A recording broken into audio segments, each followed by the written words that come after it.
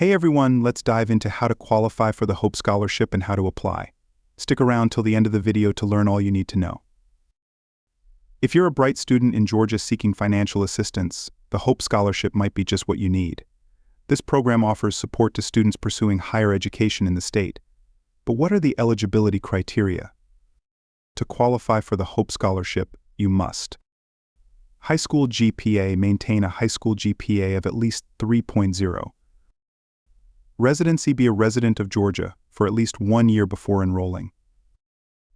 Enrollment, be enrolled in an eligible university or college in Georgia. Course completion, complete specific high school courses, including foreign language, science, math, English, and social studies.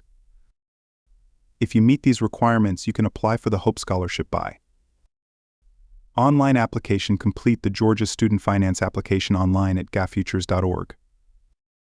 Federal Student Aid application. Alternatively, you can apply through the free application for Federal Student Aid FAFSA at studentaid.gov. Both links are provided in the description below for your convenience. And there you have it. Now you know the application process for the Hope Scholarship and how to qualify.